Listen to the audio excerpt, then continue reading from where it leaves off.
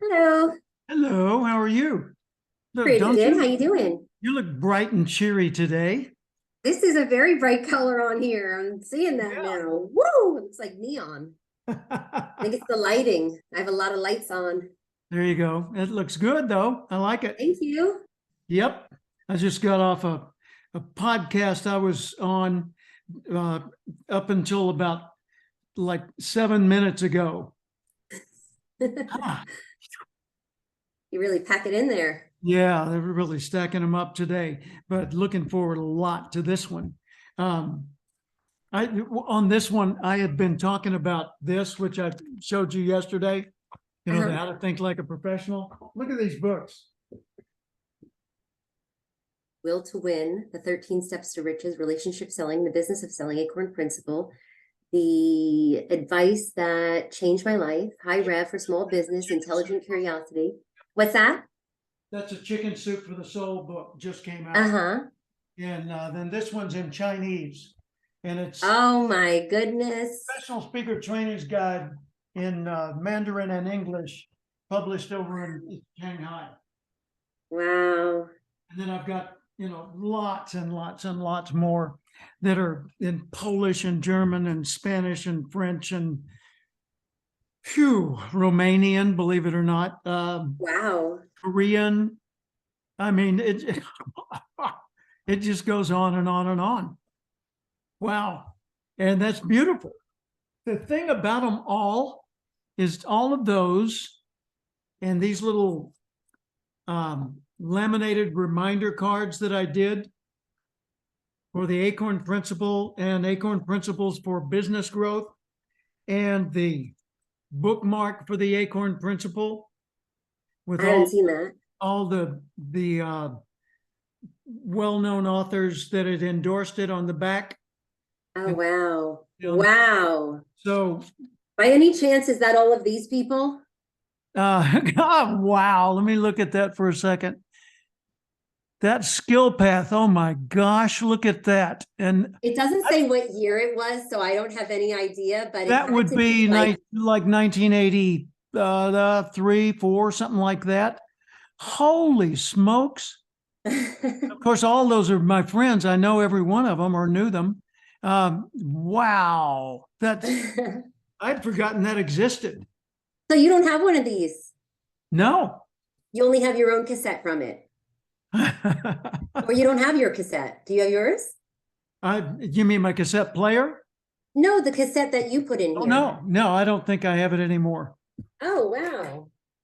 What was Well, the topic? yours was The Pros Speak About Success, Rethink Yourself, Was what? 1999. What was the second thing you said after prose? Rethink Yourself. Yeah, that was the early version of the Acorn Principle. I recorded it first as, actually, I wrote the book as Third Thoughts. That was the title. When you think about it, when someone has second thoughts, I love that. okay, what's the next step after that? Because second thoughts are doubt. Yes. And I wrote it as Third Thoughts, a return to certainty. And I thought that was really clever.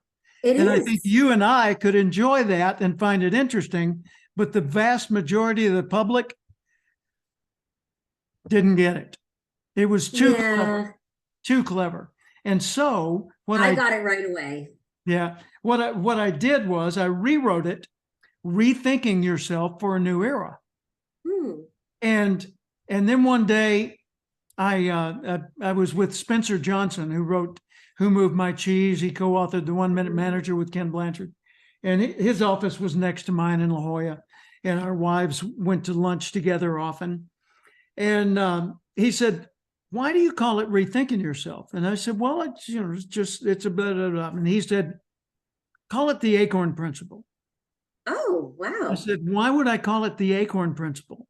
He said, "You know that little story you tell about the little acorn that's wanting to become a giant redwood?" He said, "That's a metaphor that organizes everything you teach. So call it the Acorn Principle." I said, "But people won't know what that is." He said, "And therefore, they will pick up the book." Uh-huh. Oh, So I did, and sure enough, St. Martin's Press, McGraw-Hill, and I think Prentice Hall all said, we want it. And so I went with the first one, St. Martin's Press, and it became an international bestseller. Fantastic. And it Wow. was all a twist on it was not a change of content. Right. It was just a Change different title. the way it was conveyed. It's kind of like the Power Minute, my orange book with the running shoes on it.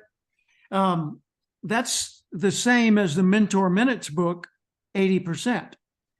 But I took 20% out of the Power Minute book and saved it for later, and took the rest of that book and changed the focus from the minutes to the top 1%. And that just reorganized the whole thing in my mind and my marketing. And it also worked when I was telling other people, other people about it. And so, the ideas you already have don't necessarily need to be changed. Just articulate them differently. Right, right. I cannot tell you how helpful it is to have your future you content to refer to. I changed it so many times because this is the whole reason why I wanted to work with you. Is I do need clarity, and I'm not 100% sure where I want to go in the 5-year, long-term view of things. And so I just put what was top of mind for right now, thinking that this is not set in stone. I can revise this as I go, but those are some thoughts just to kind of get us rolling. And so, it's just a starting point. Yeah. It's the same thing for me when I assign that, that's what I want from people, is for them to consider it a starting point. Let's see who just joined us. Julie's Otter. Julie evidently couldn't make it in person, so we've got Julie's Otter AI transcribing it for her. Oh, is that how it works? Okay. I'm up for that. They seem to show up after the Otter showed up yesterday, day before yesterday. No, yesterday. It's not Friday today. Yeah, they're coming close together at this time of year. Yep. Well, when you look at our Experts Academy Facebook page, I've added some more items, as you saw, that second contract that I Yes. uploaded. That contract is one that I did with a client that I've mentioned before, and I'd rather not specify that for the recording. Right. But the client hired me for 10 years. Well, 10 years is a big deal. Hi, Julie. Hi, Jody and Jim. Hello. I'm talking about the contract I uploaded to our Facebook page, our group page. The one I haven't seen yet because I haven't done all of my homework. That's okay. Just go to the files or go to the discussion on that page and click on it and download it. What it is a contract I wrote that was a 10-year consulting assignment. So an association, well, let me give you the short story, a long story in a short fashion. I was a guest on a Ventura County radio show because my colleague Terry Paulson had done the show, and he said, Jim, you ought to do the show. So when the guy called me, I said, yeah, I'll do the show. So I did. And he said, I like that. You went over well with my audience. It was a drive time show, 2 hours, 4 to 6 p.m. And so you had a lot of listeners and plenty of time to have dialogue and get questions from people and so forth. Anyway, it went well. So the host of the show, Coach Ron Tunick. I knew it was Ron Tunick. I've been on his show like 3 times. Yeah. Called it something with Coach. I've forgotten. But anyway. Ron Tunick. I knew it was him. Whenever the show opened up, he'd play John Fogerty of Creedence. He'd play there, put me in, Coach. I'm ready to play today. And so then he would introduce me as his guest. And he said, Jim, that went over so well. I'd like you to come back and be with me for a whole show. And I said, well, okay. So I did. And he said, that went over really well. I'd like you to come back and be my co-host for a whole week. Well, let's find a week when we can do that, and I'll do that. So I decided this isn't paying me anything directly, but I'm getting plenty of free advertising time on the air with all the people in the surrounding county where I live. So it's two things. One, it's free advertising, although that wouldn't pay off highly necessarily, or at least not at first. It would definitely also serve as like a community college class on how to do your own radio show. So I guest hosted with him for a week. Well, it went well. So he said, would you be willing to take over my show for 2 weeks, every day, 4 to 6 p.m. for 2 solid weeks? He said, I'll give you, I'll book your guests. I'll do all that. I said, no, yes and no.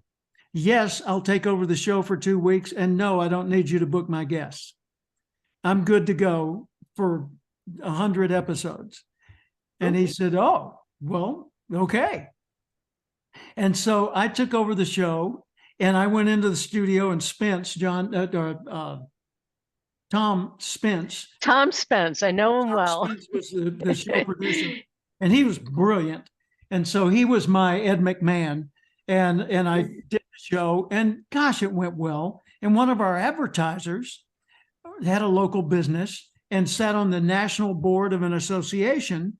And he said, Jim, our association is headquartered here. Would you come sit in on a committee meeting that we're doing, a best practices committee, and just offer some observations if we paid you a small fee? We can't pay much. I said, sure, I'll do that. So I did that. Well, at the end of it, they said, the group really liked you and that went well. Would you be willing to do an article for our magazine if we paid you? Yes. I had to pause for thought. Yes. And so I wrote the article and they paid me, and they said, Jim, your article went over great. Would you do an article for every issue, a year long?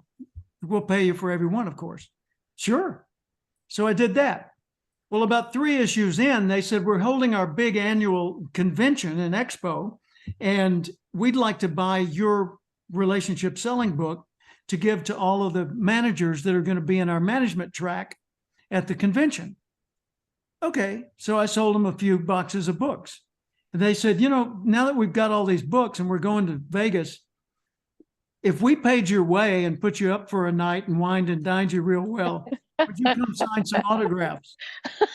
Oh, what the hell. So I went to Vegas and I signed autographs, and they said, well, we're going to give out your books at the management session. Would you like to say hello?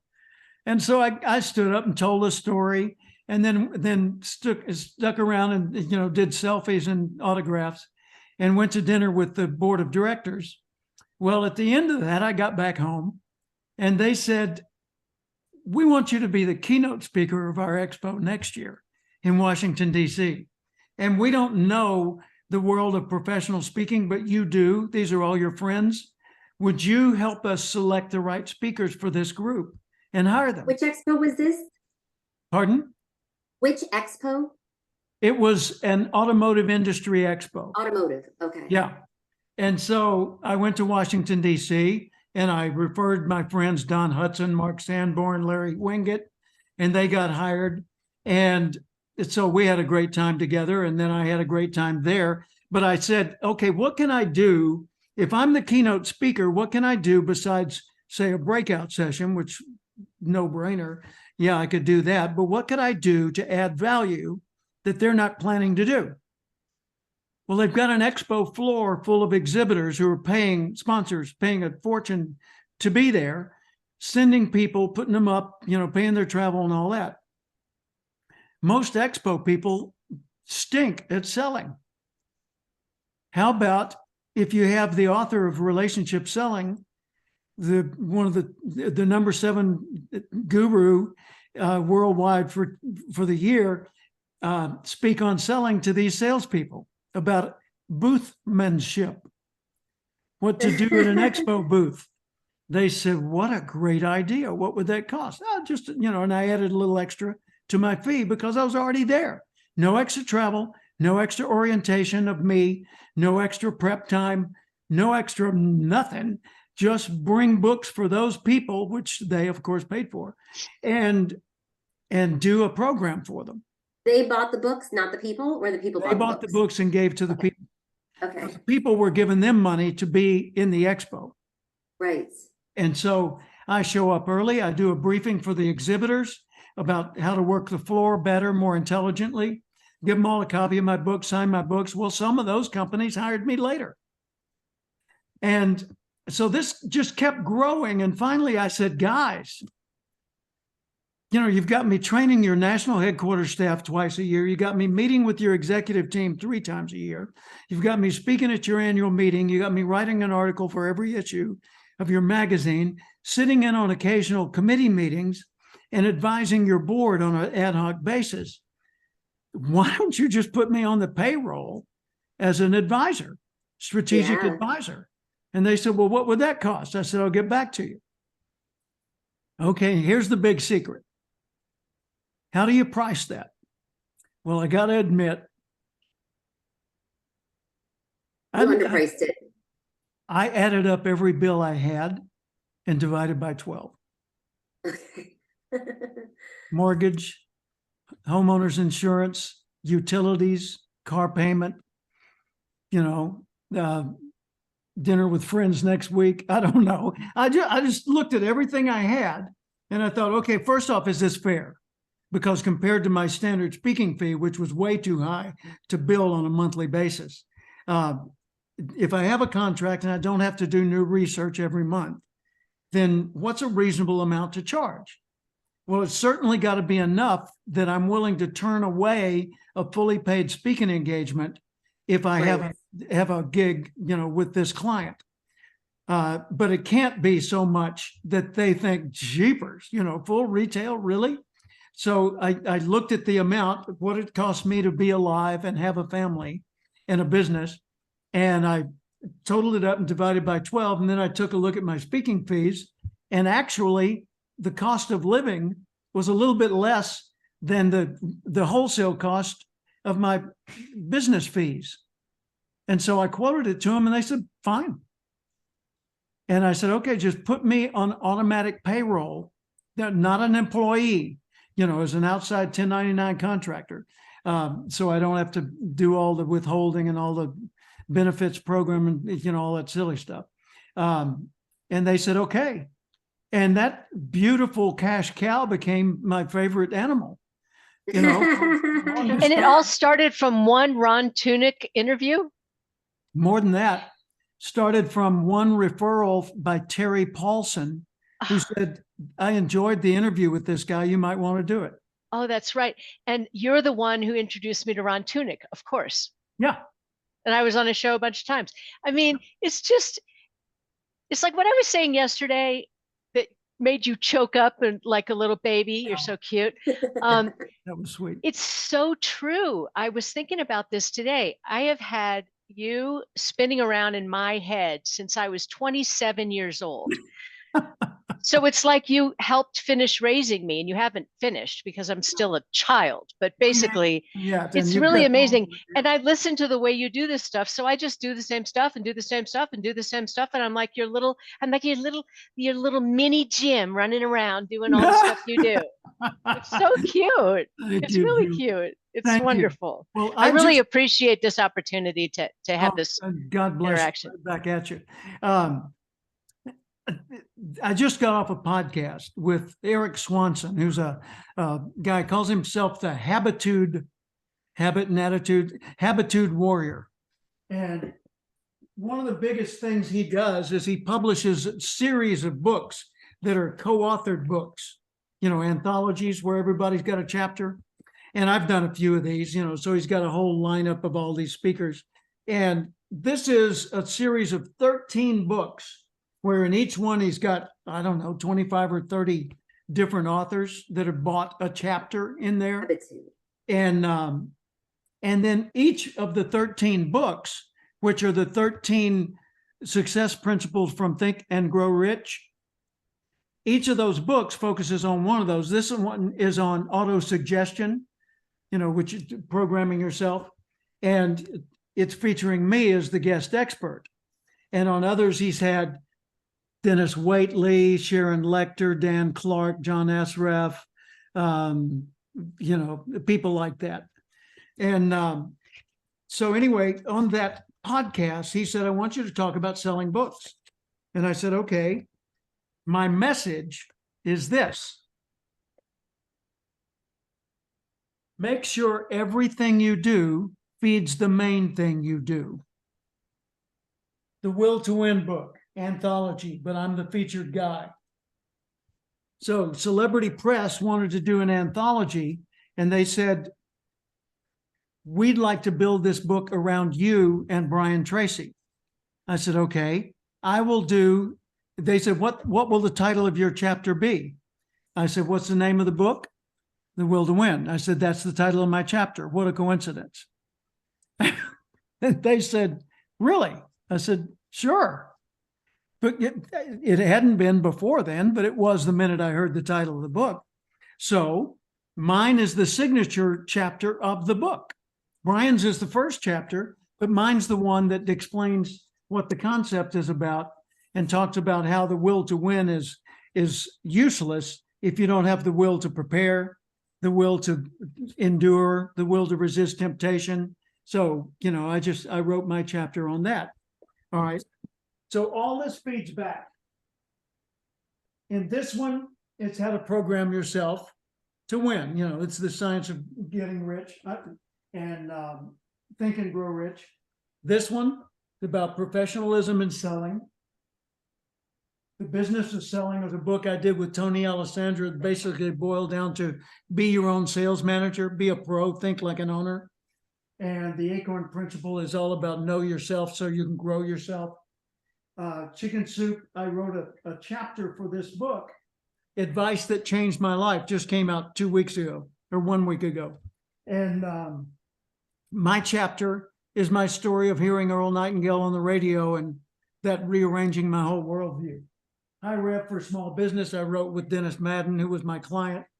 And it's the reason it's High Rev is he's in the automotive aftermarket. And so we geared the whole thing toward auto people. And that's cool. Intelligent curiosity is one of the key concepts in the idea of the Acorn Principle and it being a more customer focused and purposeful person. If you're not intelligently curious, you're not noticing the things you could notice that will show you opportunities that others missed. And so I wrote that with a former private investigator, Lisa Patrick, right there. And she's out of Canada. And so that was published 2021, I think. No, this is 2021. That was 2020. And then this is a book I wrote on public. No, it's not. An audio series I did with Bill Brooks, former, now deceased, former Speaker Hall of Fame member, who said, he said, I get all kinds of people saying, teach me to be a professional speaker. And he said, it's interfering with my business. Do you get the same as past president of NSA? I said, yeah. He said, well, let's create an audio program. So we created a cassette album. Remember those? And it was called the Professional Speakers Success System. And then we realized we were only tapping the surface. So we got together in North Carolina at his office, out in California at my office, and we recorded a total of 48 lessons on every aspect of building a practice as a speaker and a subject expert. And then we interviewed my office manager, his office manager, Tony Alessandra's office manager, and some others, and did a special program just on running a speaker's office from the staff point of view. And then we interviewed speakers bureaus and did a special thing only for speakers bureaus from their point of view. And then a special thing from accountants who manage speakers. And then from lawyers who manage speakers, not manage, but do the legal work for speakers. And so this became a really robust video and audio learning series with workbooks and everything. And we started signing up our colleagues because they all wanted it, even the more successful ones. they said, man, I need this for my staff, even if not for me. You know, if I've got any turnover, I just turn this big library over to the new person and say, let's work through that together. And so I did that, you know, and we got customers like on Fox Sports when they're covering things like the Super Bowl.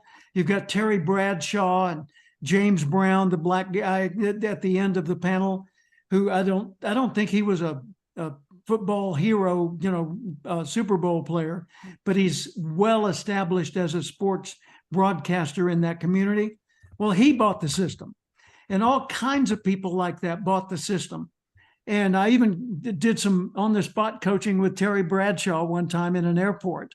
It was so funny. Little old me looking it up at gigantic him saying, you need to do this and do that and try this, because I just heard him speak and I was giving him some pointers, and he's, yeah.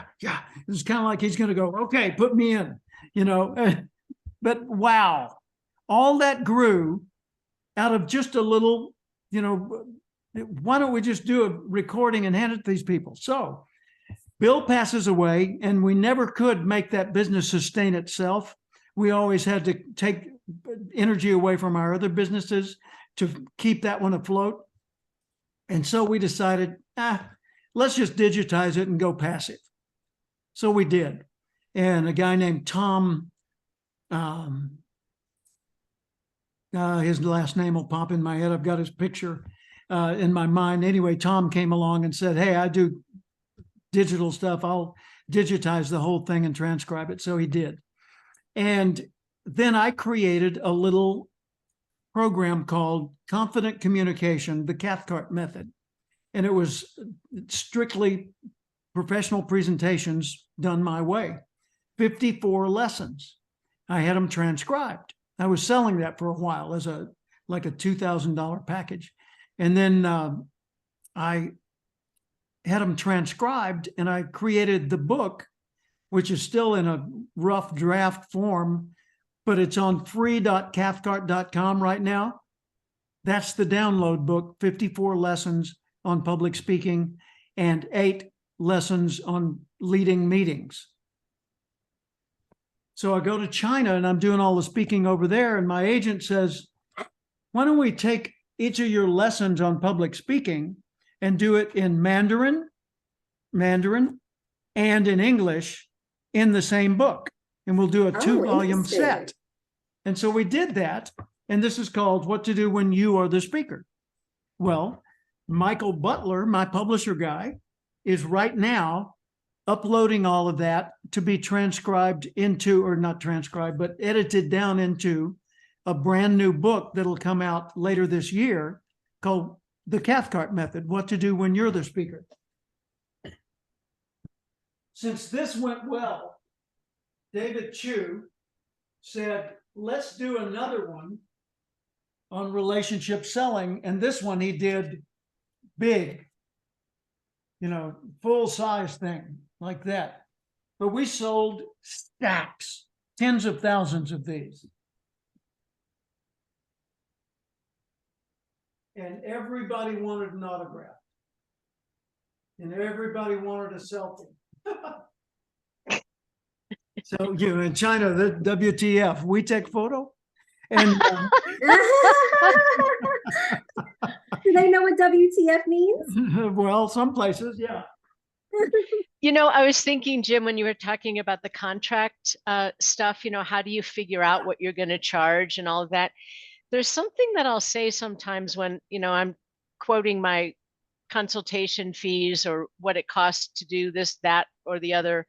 And somebody will say, well, that's how do you justify, you know, spending, you know, charging $300, you know, for an hour of your time? You know, my fancy attorneys don't even charge that.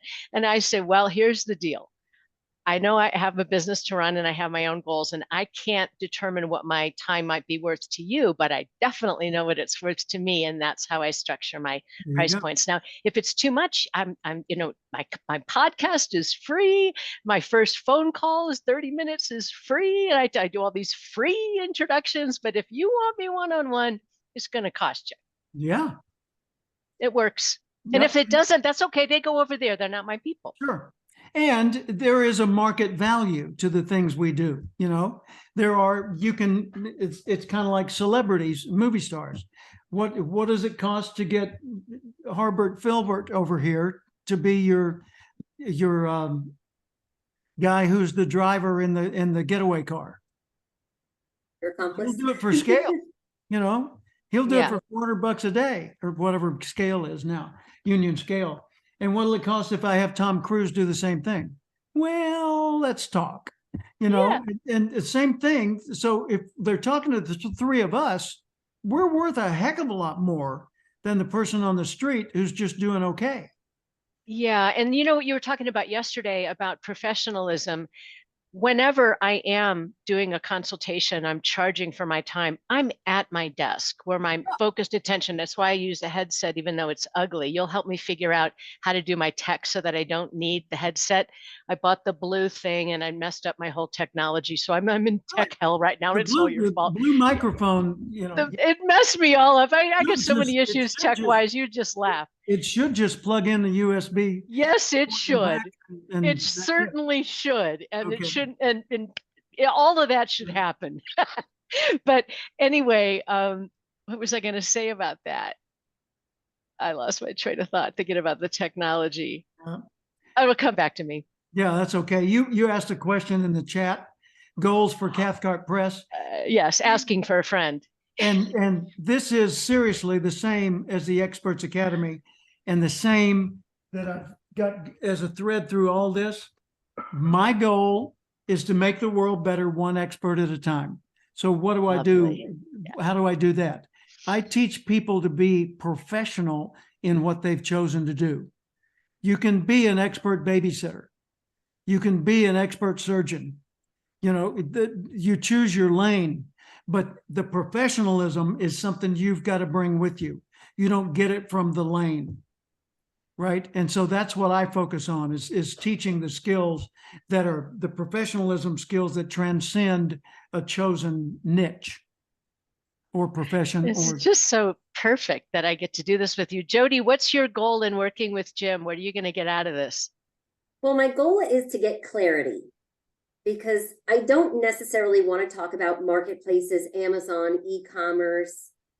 I'm not really sure. So I've just been kind of trying to figure things out. I don't want to be a coach.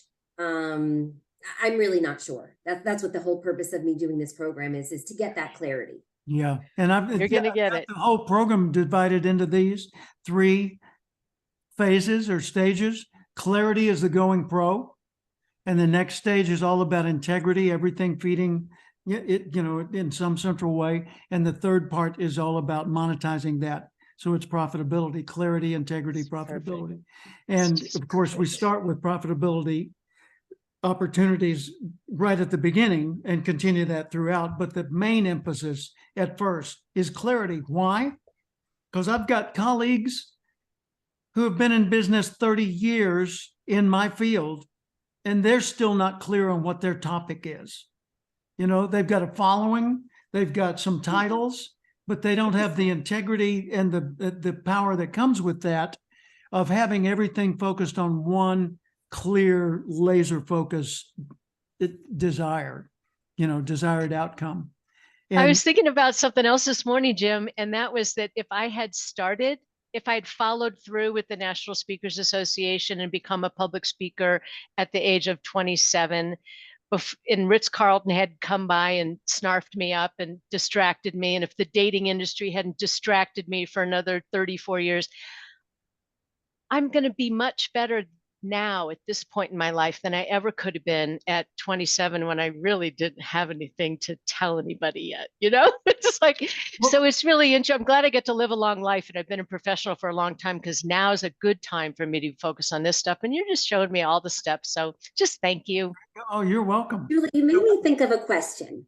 It seems that a lot of people charge hourly for their fees. I'm curious what the both of you think about charging people based on the performance of their company. If their company goes from 6 figures to 7 figures, that would be a much bigger payday for me than an hourly rate.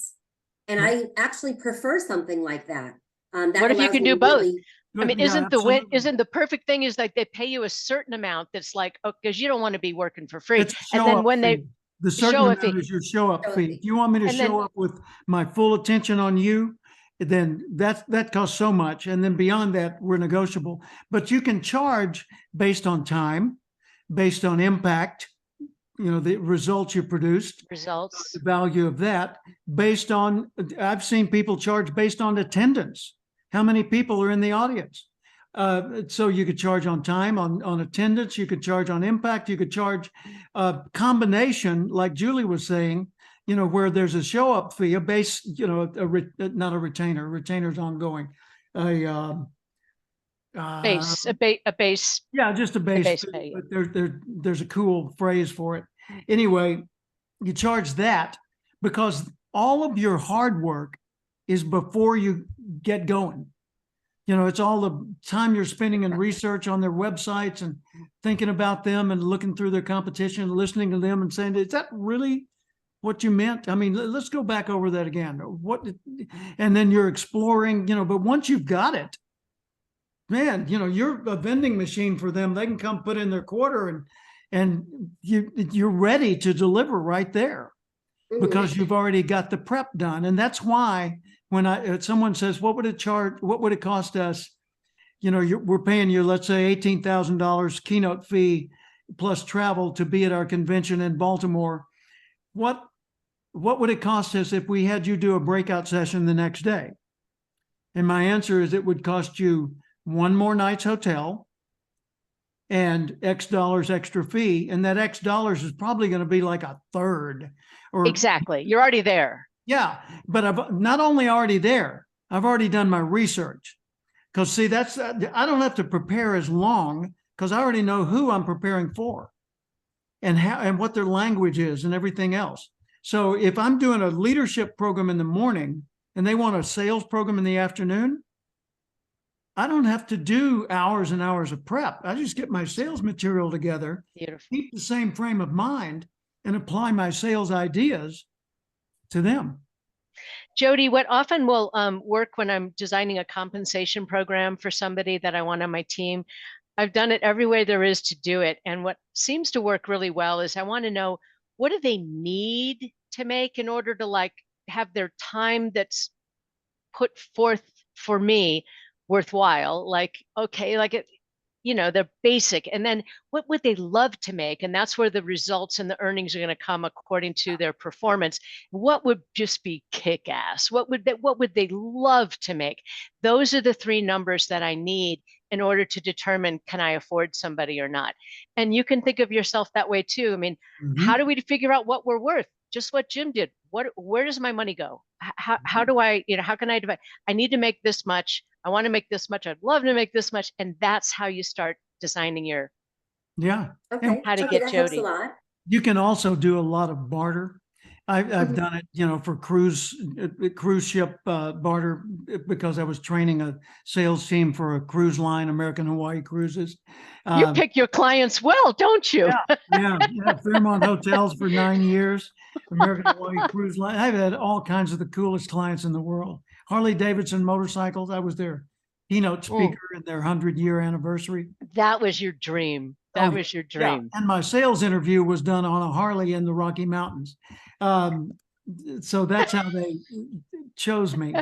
And I said, how do you determine whether you get it, who we are? And I said, put a motorcycle under me. Let's ride. How long have you known Jim, Jody? Since I was 22. It's the same thing. So he's raised you 25 too. years. Wow. Isn't it amazing? This is so cool. This is really, let me But share even with you before I met him, I had his resources. But that was just the first time I met him. Yeah. Hold up that album you were showing me earlier. Oh, yeah. We're just Jim Cathcart groupies is what we are, Jody. Look in the middle. Look in the middle. Are you in there? Yeah. In black and white. Oh my God. Right next to Nito Cobain and above Kevin. Oh, it's so great to hear all these names. I haven't, been part of NSA for a long time. So they're all coming back to me. I used to go to NSA GLAC back in 1999 also when I was 22 years old. And I knew I was going to speak, but I didn't have an expertise. So I went and I thought, let me see what these people do. And I tried to do a one sheet with Cheryl Roush. And I thought, well, I had a business when I was in high school. That's impressive.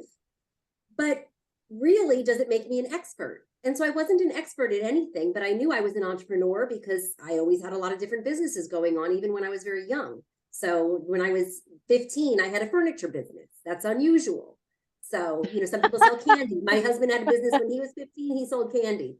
So how'd you make furniture at 15 in your garage? no, I didn't make the furniture. I contacted wholesalers and asked them to extend me credits. When I was 15, I called from the business office at my school and I asked them to extend me credit. I called 3 places and they all said yes.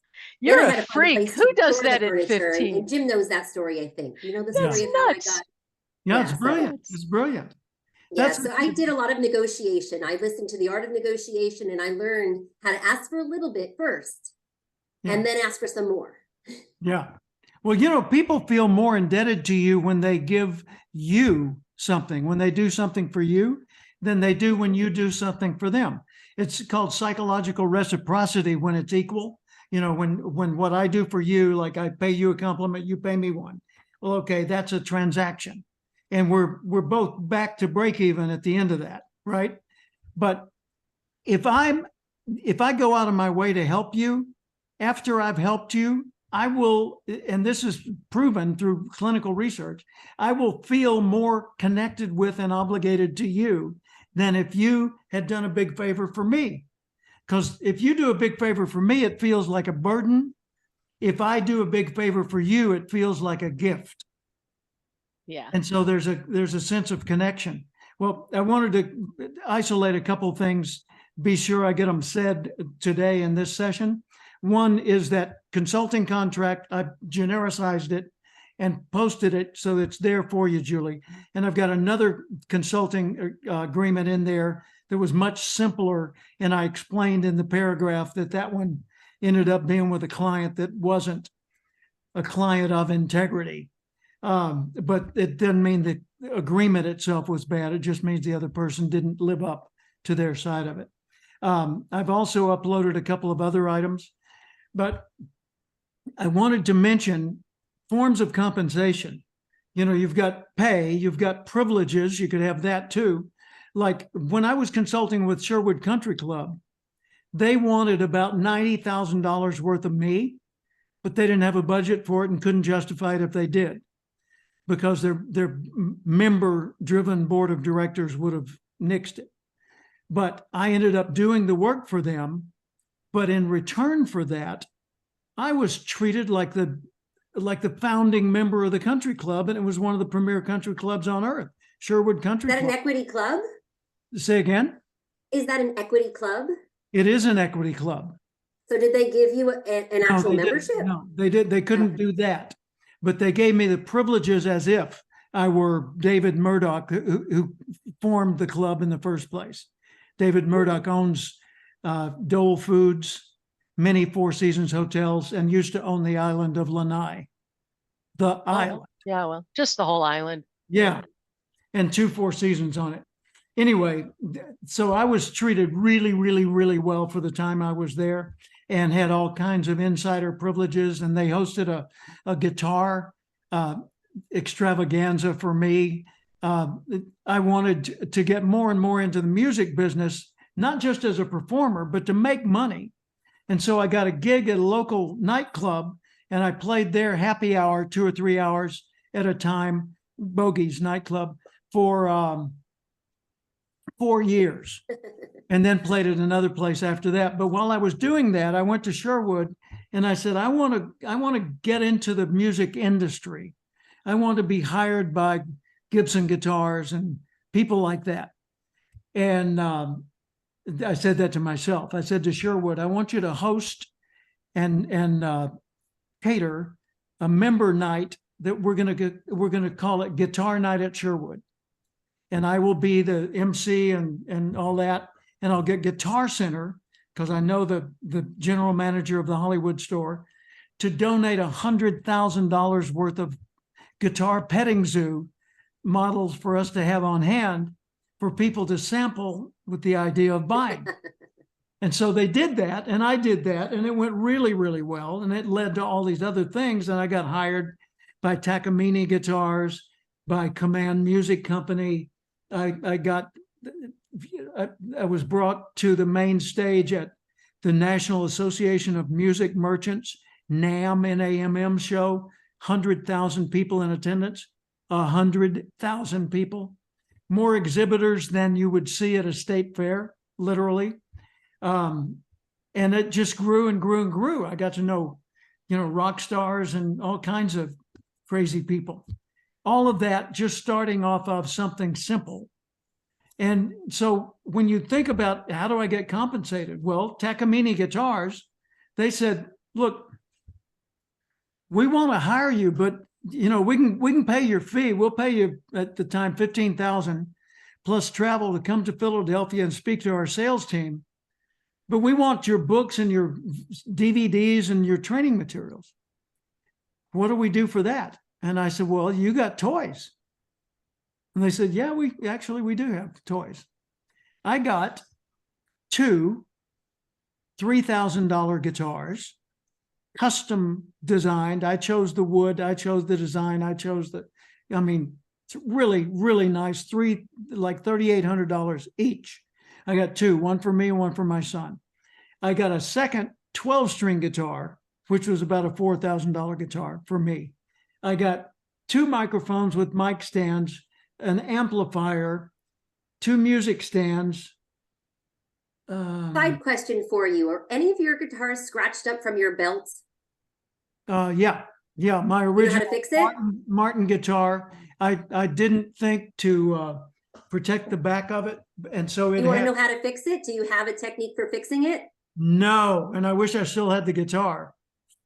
What's the technique? Well, if you have others, I'll send you something that will fix it. It's a paint repair kit for automotive, but obviously guitar paint is also automotive paints. It's pristine. I mean, it's got some smudges. Oh, that's perfect. Yeah, it's not scratched up at all. It's not scratched by my belt or anything.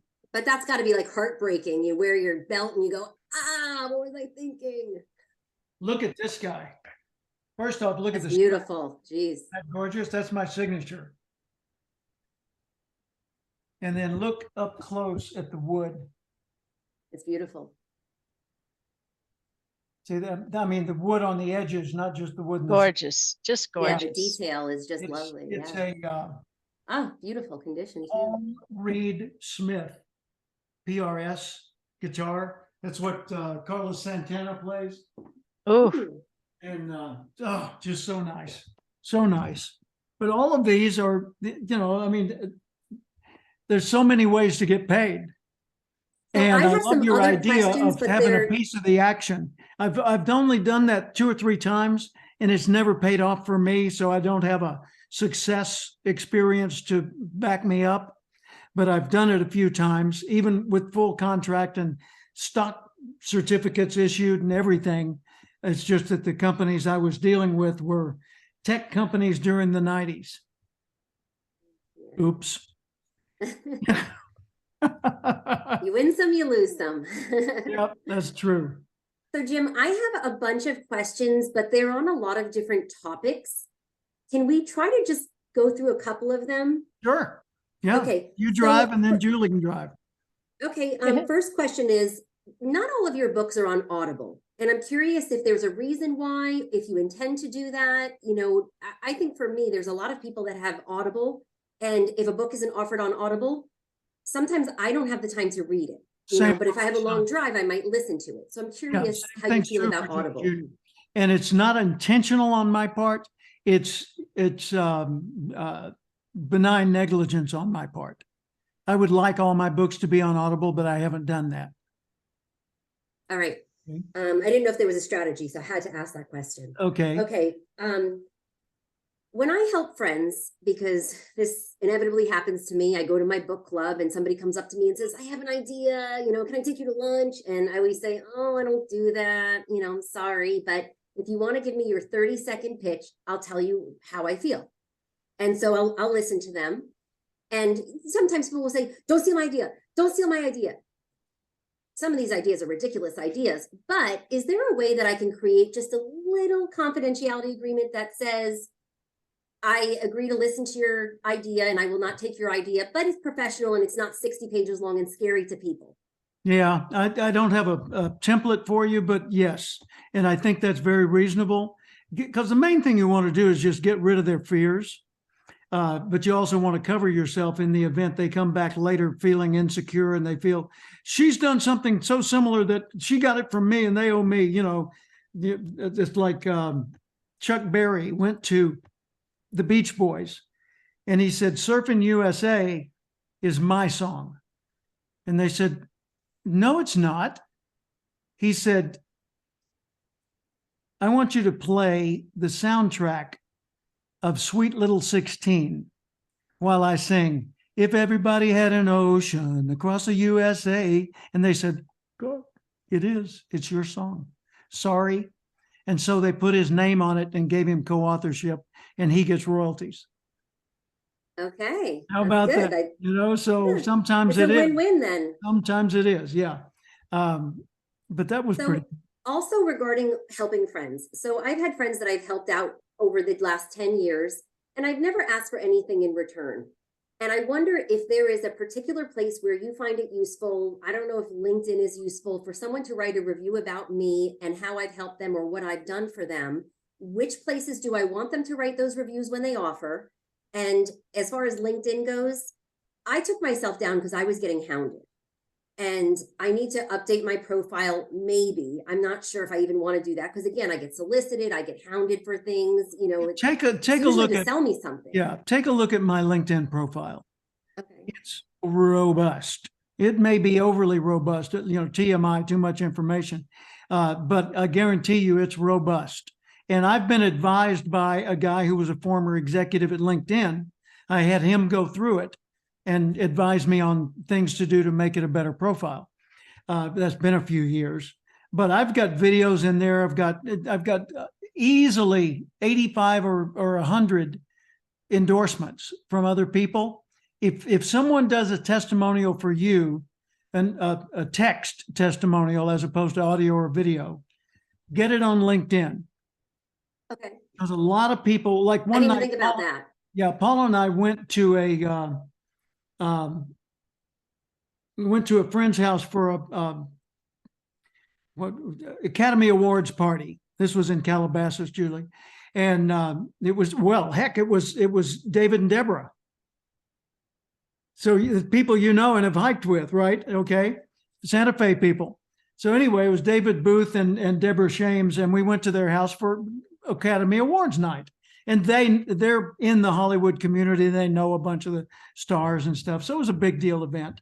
Well, Deborah didn't know me yet. David and I knew each other through hiking. So Paula and I get to the front door and Deborah answers the door. And she said, I'm so glad you could come. Jim, I didn't know who you were, but I looked you up on LinkedIn. You're a big deal.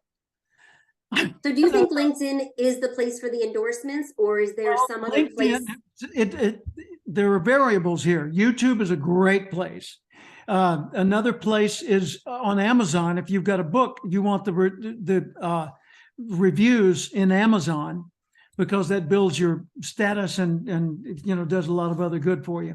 But a generic place that the world can access no matter where they are, even China when they've got a VPN and for Wi-Fi or something, you know, they can find you on LinkedIn. And LinkedIn is considered the business version of what Facebook is. Mm-hmm. Okay. So when you said YouTube, how do you mean? Well, like if someone's going to give me a testimonial, if someone does a video testimonial for you, you want to upload it to your YouTube channel. Okay. And start building assets in your YouTube channel that you can get a YouTube marketing expert later to advise you on how to best configure that to get the most bang for your buck.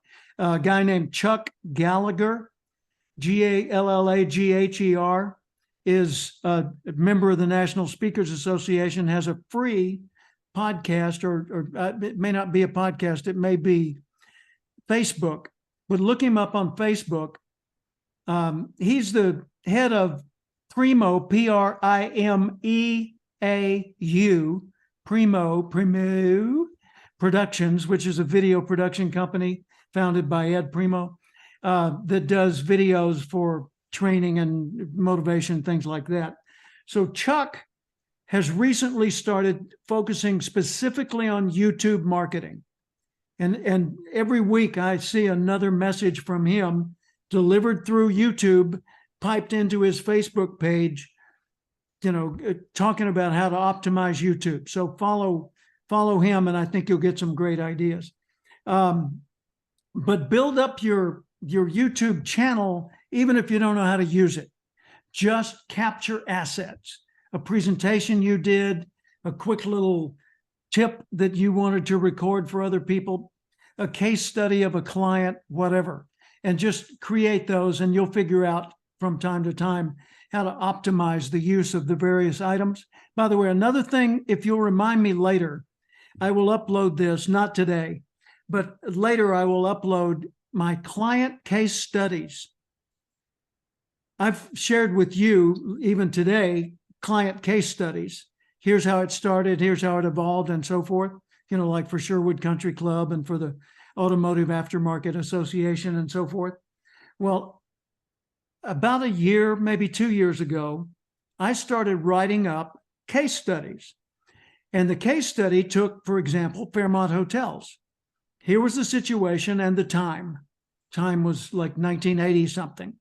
And here's what happened. I was speaking there for a medical conference, and a guy that I knew from the University of Southern California, who was at USC when they filmed a video program of Tony Alessandra and me in 1982. His name was Mark. I'll think of his last name. But anyway, Mark worked at USC as a student, left there, went to work for Fairmont Hotel. So I'm speaking at a conference at the Fairmont Hotel on Nob Hill in San Francisco. And Mark is standing in the back of the room listening to my speech. At the end, he said, "Do you remember me?" Well, of course. He said, "Well, let's have a drink or something." Okay, so we go have a drink. And he says, "I'd like you to meet my boss." So we go down and we meet the head of sales and marketing, Leo Hart. And Leo says, "Jim, would you be interested in doing some training for our staff? We don't have a budget for this, but we'd be happy to comp you a barter account so that you can stay here at the hotel and dine in our restaurants." Okay. And so I said, yeah. Mhm. And then that led to more and more and more. And I was with them for 9 years and worked with all their executives, went around to all the different hotels and did training. I was with them during some really important times. So that led to the whole hospitality industry. So I ended up with Sheraton and Radisson and, name your poison, all the other hotels, Hilton. I did these case studies as just like I was writing an article. And then I assembled them all together so that I can use those for marketing. And I haven't yet used them for marketing, except in a specific industry. If someone says, "Do you have any experience with blank?" Yeah. Take a look at this. Whoa. Well, yeah. Well, we don't need that much. No, but you can tell I get it who you are. Yes, you do. So let's book this little thing and start it again. So anyway, that's something I Okay, would so recommend you for made you, me think because of another you've got question. those stories. This question might be for an attorney, but if I have an asset that was created by Amazon, but I'd like to show a portion of it because it's me, and it's very hard to work with Amazon with this kind of stuff. Can I show 10 seconds, 20 seconds, 30 seconds? Like, how much can I use without having Amazon legal attack me for showing something that they did on my behalf? I don't know. I really Okay. don't. So I would say find somebody who has at least dabbled in that area, because that's what I would do. Okay. I have some Yeah. great assets I'd like to use, You bet. but I don't want to get sued. Yeah. Well, you can also have those posted on your website as is appropriate and legal. And Well, then that's what I have to figure out link is the people ins and to that, outs. link people to that. Julie, conflict resolution. Yes, let's talk about that in a future session. And I'm going to let you drive that. So be sure and bring it up, because Okay. that's something I've got some content on and some experience with. And so I can certainly help walk you through that. What other questions in the context of what we've been talking about would you like to explore for you today?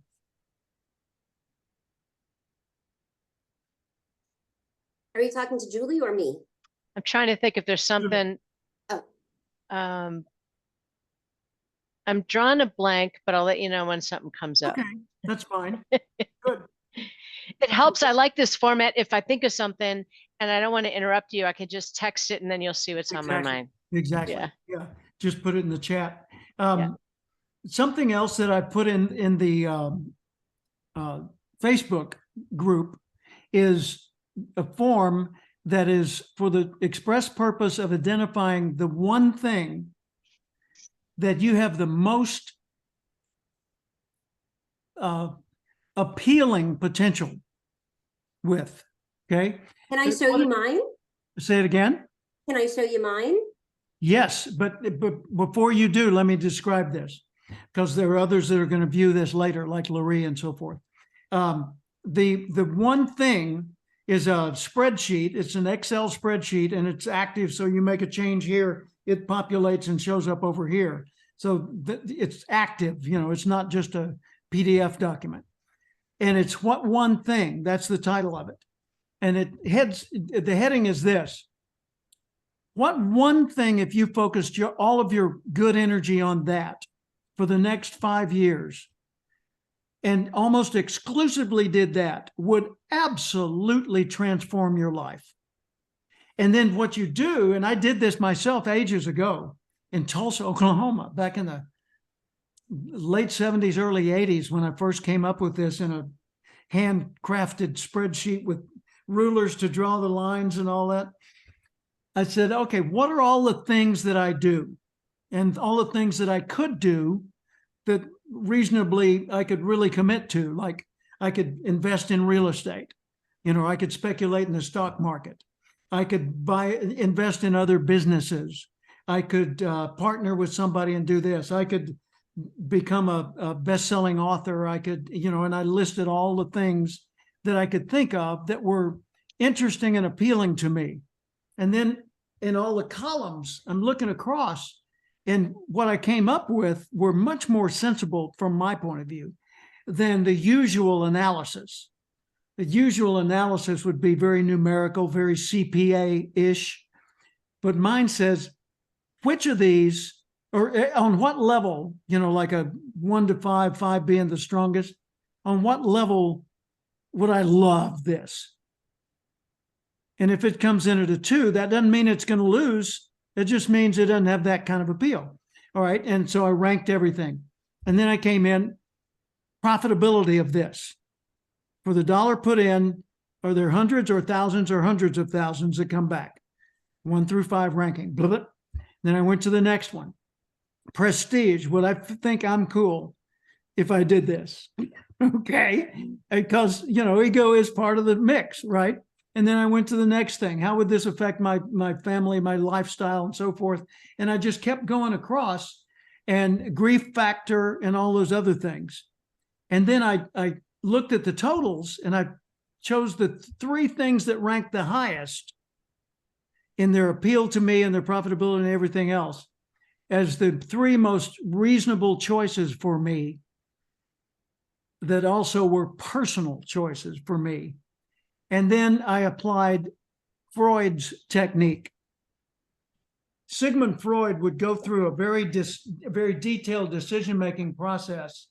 And at the end of it, he would say, okay, I've got these 3. Which of those 3 do I want to put my heaviest weight behind? And he gets down to 2, and he can't choose between the 2. He says, okay, I'll flip a coin.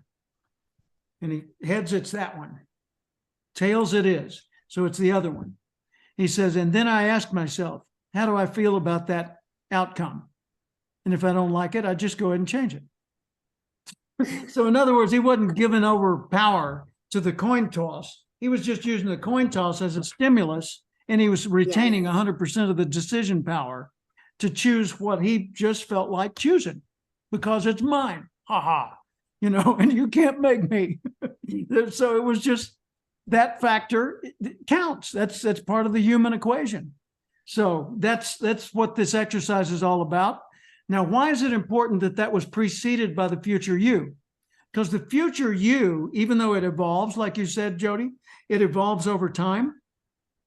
Those answers don't evolve radically. They evolve incrementally. They evolve situationally. The things that you capture in that exercise tend to be mostly similar a year from now and 5 and sometimes 10 or 20 years from now.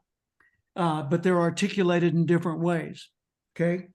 Second thing, reputation creation. Well, if that future were to come true, how would I want these various groups that I'm already part of to regard me?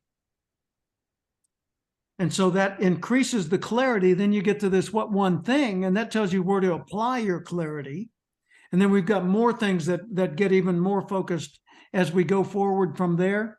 But that's why those are the 3 starting point items in this process. The 3 being profitability, prestige. Oh, no. You don't need to write any of that down. That's all Okay. built into the spreadsheet. Okay. Every one of those is built into the spreadsheet. I was just doing it from memory. Okay, gotcha. Yeah. So the 3 things are the future you exercise, the reputation Gotcha. creation exercise, and the what one thing exercise. So Right, that's got sort it. of, that kind of takes all of your energy and corrals it into one traffic lane so that we still got movement, but we can be much more targeted with what we do. Okay. I will work on those. Yeah. Cool. Julie, did I see Yep. you coming up with one? Looked like you were about to type me a note. No, I'm just taking notes about the things you're saying, but no, I don't have like a burning thing. I know that one of the things I want to be able to do with you is professionalize my Zoom presence, get rid of the headset, and it's just going to take some dicking with my tech. And you also need to talk with Rich Trigger, because he's part of our network here. And by the way, Is Jody, that Trigger? yeah, Rich Von Trigger. He is a full-time podcaster. So Great. he's your guy, and he can tell you all the details. And I think I sent you the Terry Brock's link for his technology recommendations. Yes, I studied up on that. I appreciate that. Yeah. So yeah, it'll all happen. Where is that? That's Facebook page. On the Facebook page. Okay. Yeah. And let me look at that page for a moment, just a second, and see if there's. Is that in the files? Let me find out. I've slept since then. I think everything seems to be in the files, which is really easy to find. Are you coming to Austin, Jody? I am not. Ooh. I almost went to the NSA event in Austin, but it got sold out very quickly. But I am not going to it, and hopefully there'll be another one. What was the thing that got sold out? It was the NSA Writers Retreat where you were going to be a guest there at some point. And Oh, yeah, they ended up with some cancellations, and that's still available. But that's an NSA thing, and it's not in Austin.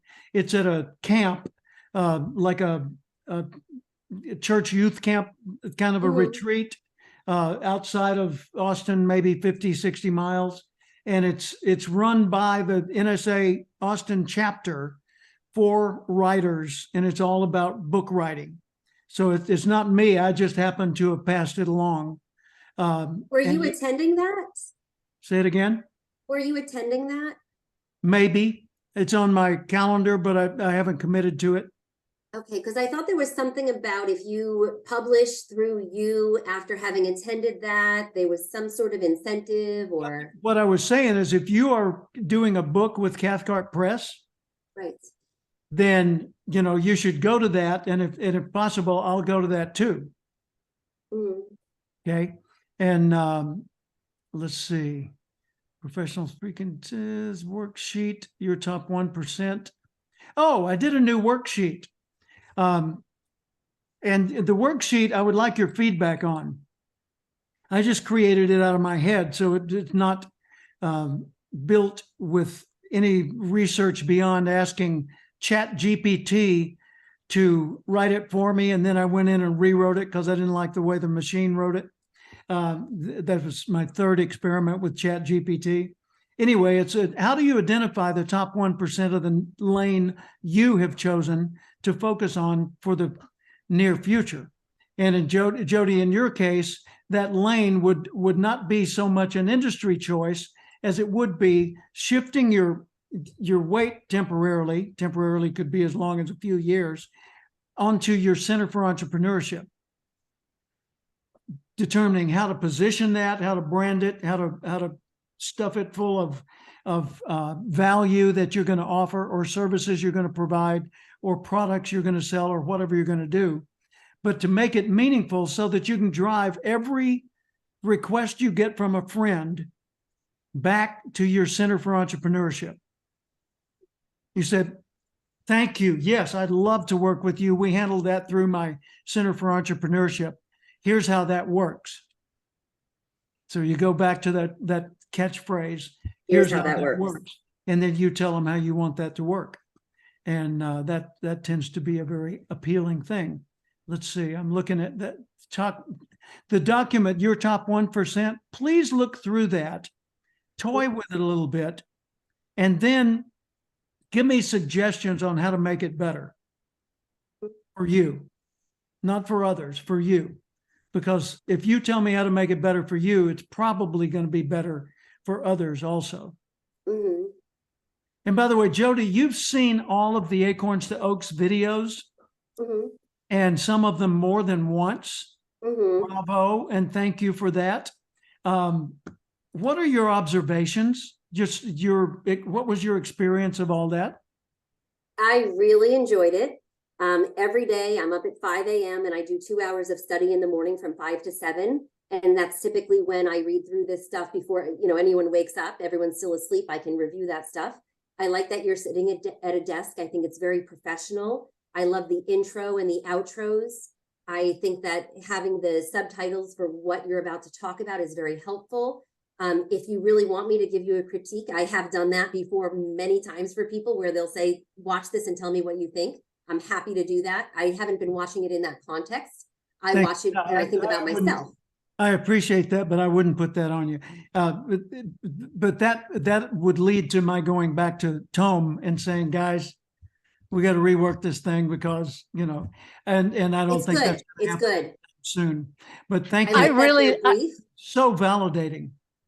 Yeah, Julie. Yeah, I really like it. I think I'm on like 5 or 6 now, and I like that it has a workshop, and you have given me the confidence that I can do stuff from my desk. I have to work on my stage, but basically I'm going to be so much more comfortable delivering my content if I can be here. Yeah. Instead of if I have to be on substage. I've got issues with memory. I really do. And I'm not even old. I've had it since I was in high school. I could never be an actor on stage because I would always lose my lines. But you know how we are, Jim, as speakers. There's some things that we've said so many times that we can get up and do it. But if it's relatively new content, I'm going to need to have some type of visual bullet points or whatever. You bet. I'm going to try to avoid using a teleprompter. I've used them before, but I think I can do it if I'm just very well rehearsed and I have my bullet points and I can keep my eye on the camera. Yeah. But I really like it. I can teach you a memorization technique that would take me like 2 or 3 minutes with you that will literally help you memorize everything. And I have a terrible memory also, and I actually take a supplement for it, which I believe really helps me think of words. Sometimes when people say, oh, it's on the tip of my tongue. I don't ever feel like that since I've been taking this phosphorestrin, which is very hard to say. Cool. Yeah, great. I'd love to hear what you have to say about that. Yeah. Okay, I'm typing something for both of you. Acrylic. I had to memorize 27 pages for a job I had many years ago. So I learned the memorization technique because 27 pages in 1 week is a lot to memorize, especially with this brain. Yeah, there's the item. Plexicam acrylic camera platform. What it is, and I'll see if I can find a way to show you this visually. It's that just hooks over Ooh. your computer. And Show it again. okay. Just a It's plastic, plexiglass. okay? Okay. It's like $70 or something, which seems a lot, but it's made out of good quality plastic and it's easily adjustable. And I've got a Logitech Brio, B-R-I-O, camera, and it's screwed into that little platform so that I can adjust where it is. And I can slide, watch, I can slide this up and down that strip to position the camera where I want it.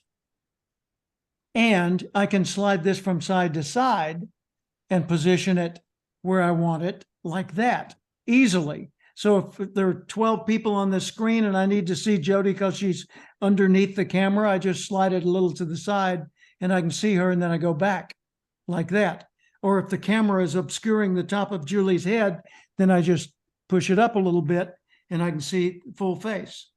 So that's a cool little thing that's inexpensive, and the camera's not expensive either, and it plugs right into the back of your computer. Great. So, I made a note and I will Yeah. get those. As long as I'm in tech hell, I might as well, Yeah. try well, another let me couple show of you things. something else. I'm going to walk around behind my computer and pick up my. It's the funniest darn thing. I mean, I'm so smart in so many ways, and I'm so stupid when it comes to tech sometimes. Okay, guys, can you see this long thing on? I feel that way. I mean, Yeah, I we can don't know see the long everything. thing. Technology's constantly changing. It's hard to keep up with. So don't beat Just- yourself up about it and don't Just tell try to people learn about it. something Nobody new. will Okay. know if you don't tell them. Okay. Thank you, Jody. You see what I'm doing? Yes. Yeah. All right, what I'm holding up is a green screen. Okay. Okay. I'll be right back. Okay, I've got it sitting on the floor on the other side of my desk, obviously. And it's a retractable green screen. And it doesn't cost much, like $185 or something like that. And I just keep it over there until it's needed. And when I'm doing a show for McQuestion, which is the Perspectives Matter PBS show that I'm a co-host of occasionally, I bring that around here and put it behind me, pull it up and snap it at the top, and it's green behind me. Then I go over here to where it says stop video, or it says, stop video or start video. And I click on video settings. Do that in yours if you would. Are And you see talking what- about now? Yeah, right now. See what it Mhm. brings up. Video settings. You got it? Did Yep. it bring up a window for you, Julie? Yep. I'm working on a small screen today, so I'm not sure if I can see it. Okay, go to the What do- bottom of your video screen for this Zoom call. And it says mute and it says video and it says security and okay. I Go to don't see security, but that's okay. okay, go to the video. Let me take Bottom the chat. bottom left. Video. I see stop video. I Yeah, think I'm That's the stop one. video. That's stop Okay. video. See the little arrow by it? yeah. Click the arrow. Yep. Did that open a box? Yes, it did. Okay, and you're in the box, right? Yep. Okay, see where video is highlighted, says general video audio, right? Okay. Over on the other side under the actual picture, it says the name of your camera. Yeah. Mine says Integrated Logitech webcam. Brio. What does yours say? Integrated webcam. Julie, what does yours say? Right Am under. am I supposed to be in settings or not? No, don't. Yes. Settings. Yes. Yeah, that's right. The box is. Video settings. Hmm. Yeah. Don't click anything. Whatever you do, don't click anything. Okay. Go look at your picture. Yep. You see the live video. Yes, I see the video. Okay. Now then underneath that, it says camera and it names the camera. What's the Says name of the camera? Integrated camera. Okay. So that's the one built into your computer. Hmm. If you have other cameras plugged in and you click that little tab where it says integrated camera, it'll give you the option of choosing a different camera. I got it. Okay. So now what I want you to do is I want you to go to, let me see just a second, let me find it.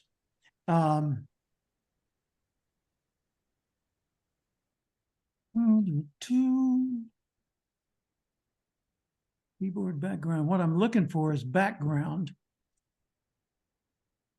Video settings, Logitech.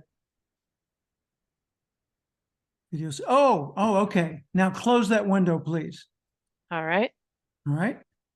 So we're all closing that window.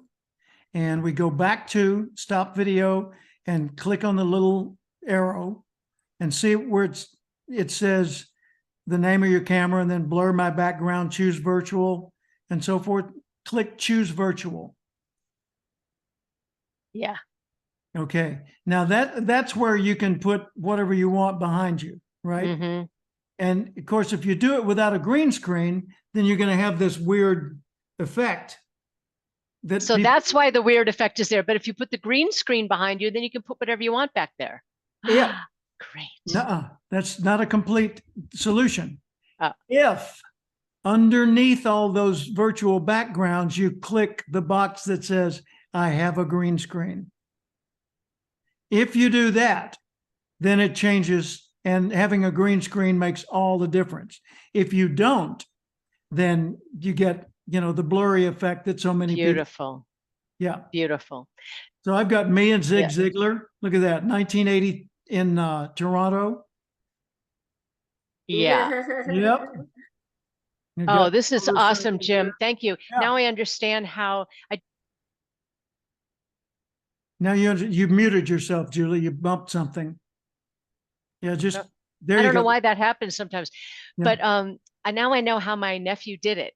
He's been helping me with filming for years in Thousand Oaks, and now I know how he did it. It wasn't that hard, and now I don't have to pay him to do it. I can do it myself. Zachary. Thank you. Did All I need hit is a your green space screen. bar? What was Julie, that? Did you hit your space bar? Because that's an automatic mute and unmute. So if you accidentally tapped your space bar, you just muted yourself. And that only works when all the windows you have behind this are closed. If you have windows open behind it, the space bar does not mute and unmute you. Got it. Very good. Thank you for Thank that. you. That might be why. I don't know for sure. It probably is, because I'm always so animated. It probably hit the darn thing. It's helpful, but it I can tell be you, really the biggest annoying. thing to be conscious of, Julie, is the glare from the window behind you. Yeah, well, if I have a green screen behind me, that won't be seen, right? That's right. That's right. But anytime there's a window, even if the drapes are closed, a lot of times the glow from it is enough to diminish their ability to see you. Like if someone's standing in front of a window off camera, it's hard to see their face because what you see is what's coming through the glass, right? Yep. I'm going to have fun developing my stage. Good. Now, let me go back to, I need to pull us together to kind of come in for And a I'm landing. running out of time also. Yeah. The thing that I wanted to focus on is I told the group yesterday, the Wisdom Council, that I was reorienting everything I'm doing back to its original position of professionalism. And I'm really punching that up in everything I do to make it sort of my brand. Who is he? Jim Cathcart. What does he do? He's a speaker. What does he speak on? Professionalism. And so I'm going to keep building on that. My thought, and I sent this to the publisher, Tome, Ron Martin. I said, Acorns to Oaks doesn't promise anything. It just implies it. What we need is a subtitle like How to Reach the Top 1%. That's a subtitle for my Mentor Minutes book. I said, so here's what I suggest.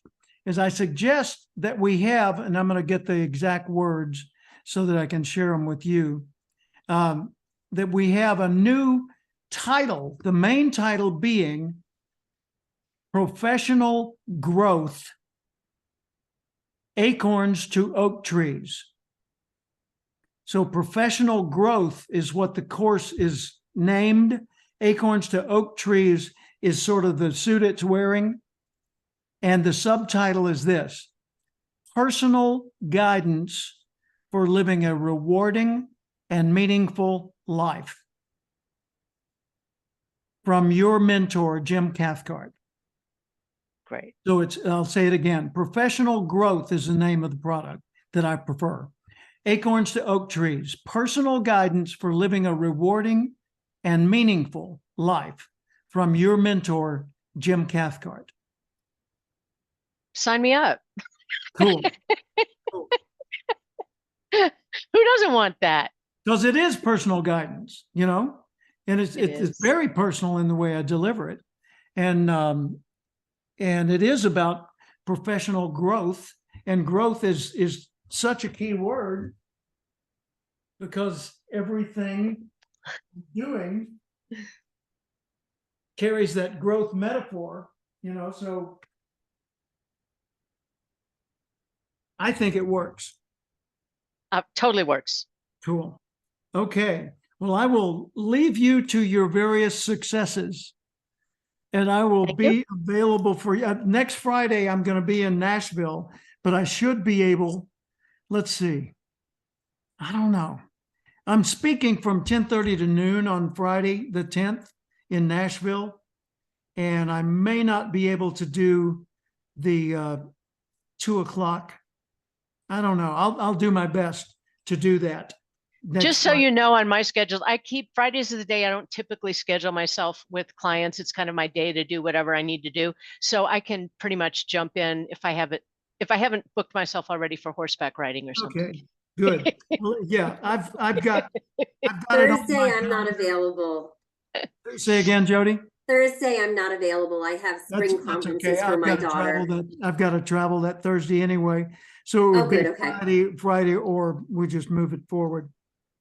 Now, Jody, you and I had originally talked about doing something on Wednesdays, you know, doing a separate thing. And I'm flexible if you're traveling, so don't worry about, you know, we can always reschedule. I have a lot of flexibility. Okay, good. Right. Cool. Well, all right. Both of you soon, and thank you so really much. Fun. Thank you. It I was really wonderful enjoyed to it. see you both. Jody, Thank super you. fun. Really enjoyed it. And Bye. hello to everybody who's watching this later. See ya. They missed out. Bye.